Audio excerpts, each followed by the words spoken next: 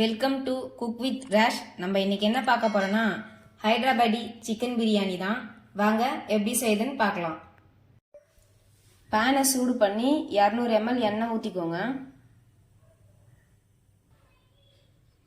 3 medium size வெங்காயத்தை இந்த மாதிரி நீட்டாக கட் பண்ணி எண்ணெயில் போட்டு பொரிச்சு எடுத்துக்கோங்க. வெங்காயம் வந்து தீஞ்சிடக்கூடாது, கோல்டன் ப்ரௌனில் பொரிச்சு எடுக்கணும்.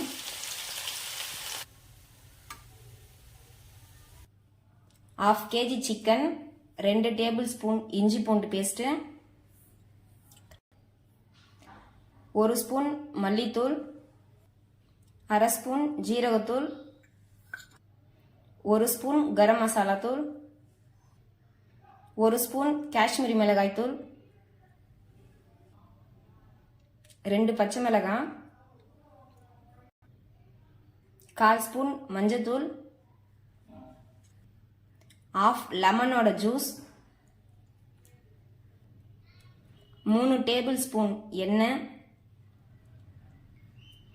1 ஸ்பூன் நெய், 1/4 கப் தயிர், கொஞ்சமா கொத்தமல்லி, கொஞ்சமா புதினா, பொரிச்சு எடுத்த வெங்காயத்தில் கொஞ்சமா இதில் சேர்த்துக்கலாம். தேவையான அளவு உப்பு, எல்லாத்தையும் நல்லா மிக்ஸ் பண்ணி எடுத்துக்கலாம். மசாலா தடவின சிக்கனை வந்து 3லேருந்து 5 மணி நேரம் ஃப்ரிட்ஜில் வச்சு ஊற வச்சுக்கோங்க. ஒரு பாத்திரத்தை சூடு பண்ணி அதில் 1 டேபிள் ஸ்பூன் எண்ணெய் ஊற்றிக்கோங்க. கிராம்பு 5, ஒரு அன்னாச்சி பூ, 2 ஏலக்காய்,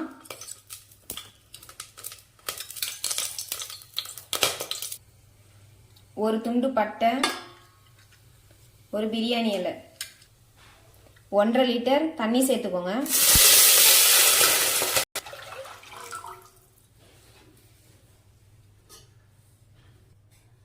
கொஞ்சமா கொத்தமல்லி,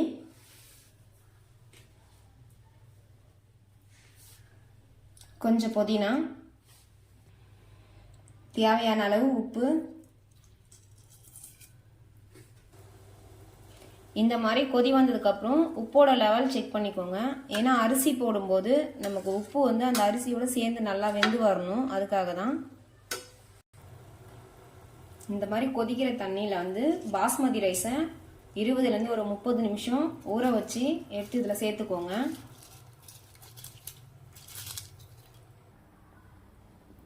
அரை கிலோ அரிசி தான் நம்ம போட்டிருக்கோம். இது வந்து 5லேருந்து ஒரு 7 நிமிஷத்துக்குள்ளேயே குக் ஆகிடும். அரிசி வந்து 70% குக் ஆனால் மட்டும் போதும். ஏன்னா நம்ம தம் போடும்போது மீதி கரெக்டாக வெந்து வந்துடும். இப்போ இதை எடுத்து நம்ம வடிச்சிக்கலாம்.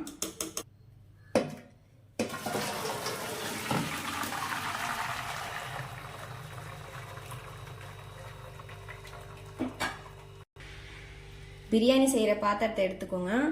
அதில் ஊற வச்ச சிக்கனை சேர்த்துக்கலாம்.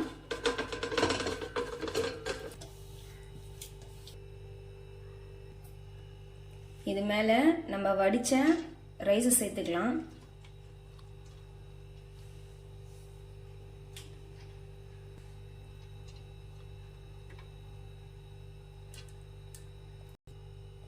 சைட்லலாம் நல்லா சமப்படுத்தி விடணும். இதுக்கு மேலே பொரிச்சு வச்சிருந்தோம்ல அந்த வெங்காயத்தை அதில் சேர்த்துக்கலாம்.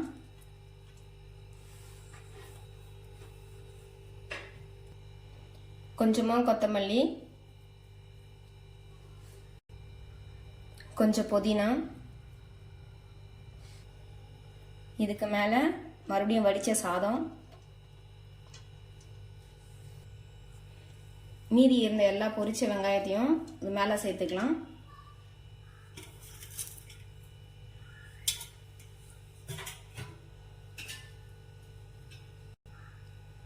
கொஞ்சமாக கொத்தமல்லி, கொஞ்சமாக புதினா,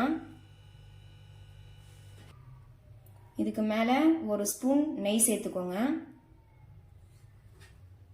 1/4 கப் அளவுக்கு நம்ம சாதம் வடித்தோம்ல அந்த தண்ணியை சேர்த்துக்கலாம்.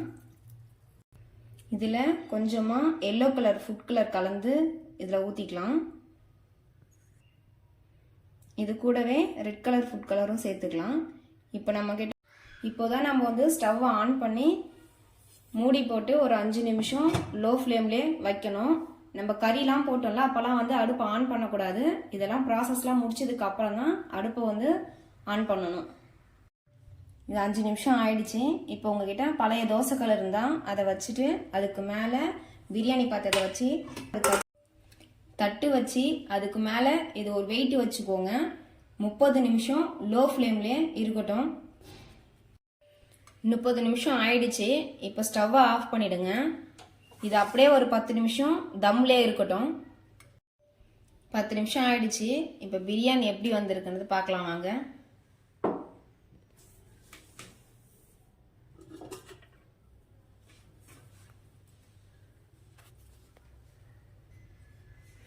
பிரியாணி நல்லா வந்திருக்கு.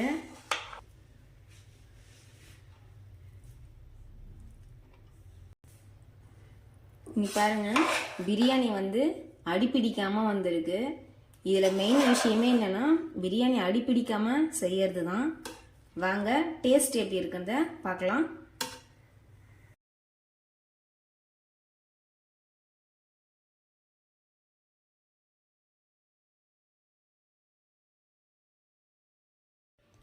இந்த ரெசிபி உங்களுக்கு பிடிச்சிருந்துச்சுன்னா நீங்களும் வீட்டில் ட்ரை பண்ணி பாருங்க. தேங்க்ஸ் ஃபார் வாட்சிங்.